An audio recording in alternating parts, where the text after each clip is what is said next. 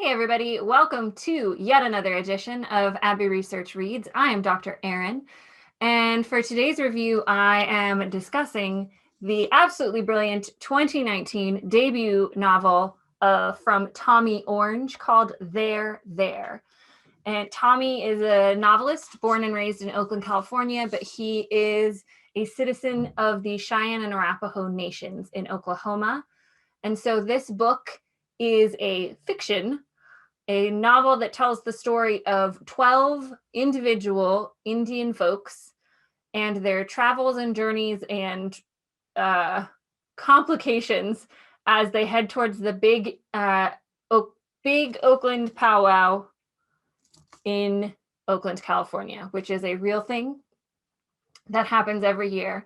And so the stories, each chapters are vignettes about different characters. And the reason we selected this, aside from the fact that it was a Pulitzer Prize finalist, winner of the New York Times 10 Best Books of the Year, but what it does that a lot of books don't necessarily do when they're not written by Native and Indigenous people is, one, locate those Native and Indigenous people within contemporary society, and B, talk about their urban lived experiences. And I think that's what makes There so important, because so often us white folks in America are taught about Native and Indigenous peoples in the past. They lived in the past. I'm from Colorado, and so I learned about the Cheyenne and the Ute and the Arapaho people. I learned about the Sand Creek Massacre. I learned about the ancestral Indians who lived and inhabited the cliff dwellings in Mesa Verde. But I didn't spend as much time learning about contemporary experiences of Native and Indigenous people, and especially not urban experiences. So that's the key part of this book that is so important and hilarious and sad and all of the feels that you can possibly have. And if you'll bear with me, I would like to read just a little bit from the prologue, in which he writes about this idea of an urban Indian. So, urban Indians were the generation born in the city. We've been moving for a long time, but the land moves with you like memory. An urban Indian belongs to the city, and cities belong to the earth. Everything here is formed in relation to every other living and non-living thing from the earth, all our relations. We came to know the downtown Oakland skyline better than we did any sacred mountain range, the redwoods in Oakland hills better than any deep wild forest. We know the sound of the freeway better than we do rivers, the howl of distant trains better than wolf howls. We know the smell of gas and freshly wet concrete and burned rubber better than we do the smell of cedar or sage or even fry bread, which isn't traditional, like reservations aren't traditional. But nothing is original. Everything comes from something that came before, which was once nothing. Everything is new and doomed. We ride buses, trains, and cars across, over, and under concrete plains. Being Indian has never been about returning to the land. The land is everywhere or nowhere.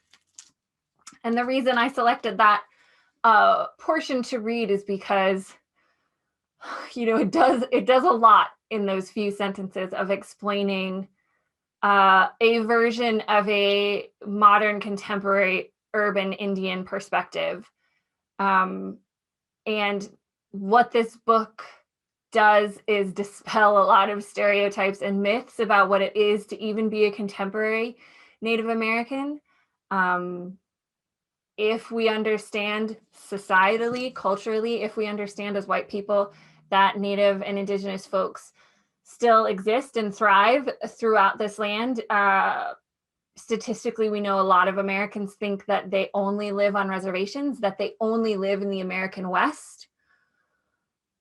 On Navajo Nation, which is both in Arizona and New Mexico, or the Cheyenne peoples in Oklahoma, etc. We spend a lot of time thinking about the Lakota and the Dakota people and the Standing Rock Sioux tribe because of the news over the Dakota Access Pipeline. And so all of that, yes, there are people that live on those reservations and in those places that are very rural in a lot of ways. Yes, a lot of Indians still live on reservations, but a lot of them don't. A lot of reservations include cities. And that's why we are recommending this book. It's just a bloody fantastic read among all things.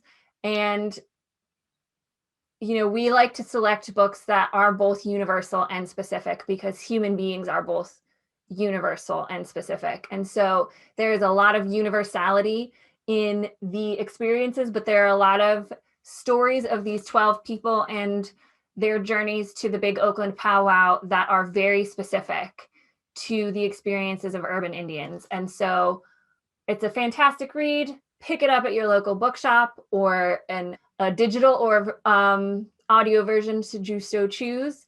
And we hope you engage with it and enjoy it as much as I did. And we'll see you for the next Abbey Research Reads.